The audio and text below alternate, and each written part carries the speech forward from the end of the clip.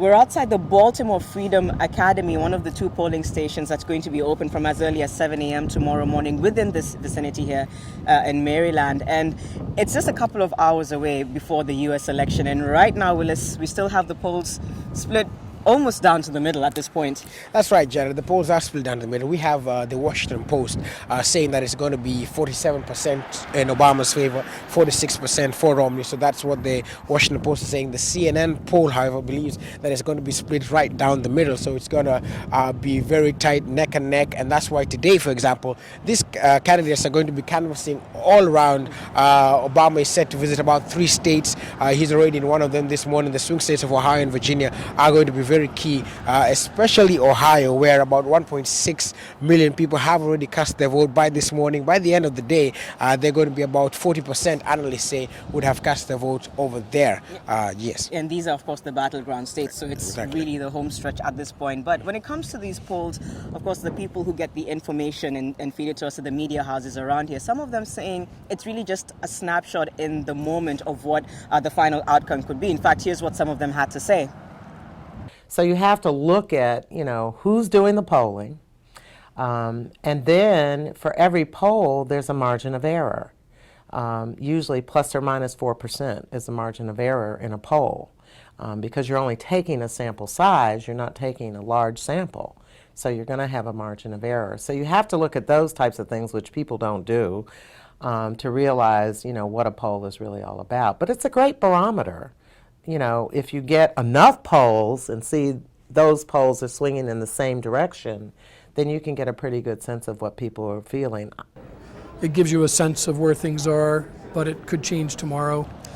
So there we have it, some of the experts there from media houses giving their own interpretations of what these polls suggest.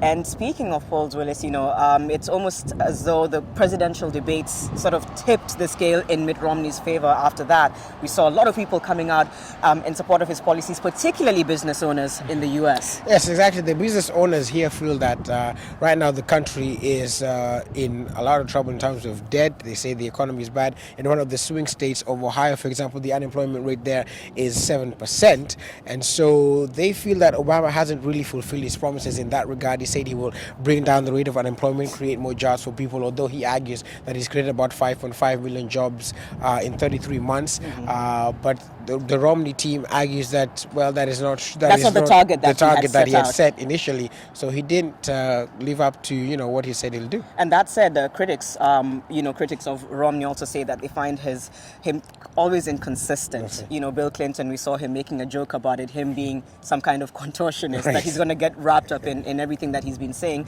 But it's, at this point, the early voting is pretty much closed. Registration has been done. It's down to election day to see who's going to make it to the White House. In a few days, we'll actually know that. So the final preparations are already beginning. We'll be out on election day to see what people are saying on the final day as they cast their ballots. And it's going to be really interesting to watch this time around. One of the most tightly contested elections in U.S. history thus far. Yeah, and that's why they're going to be, like I said, they're going to be, Obama goes to 3 states. He'll end up in Iowa. Iowa is the state that originally kind of put him on the map. He pulled off kind of a surprise there. So he's going back there. That's where he'll end up before he proceeds over to Chicago, where he'll be monitoring the election. Mitt Romney will continue going around 6 states and end up in Boston. That is his campaign headquarters, where he'll be monitoring the elections. And we will continue to keep you up to date in that regard on today and also on election day, and give you the results as they continue to come. For now, though, my name is Willis Raburu. And I'm Janet Bogo reporting from Baltimore, Maryland.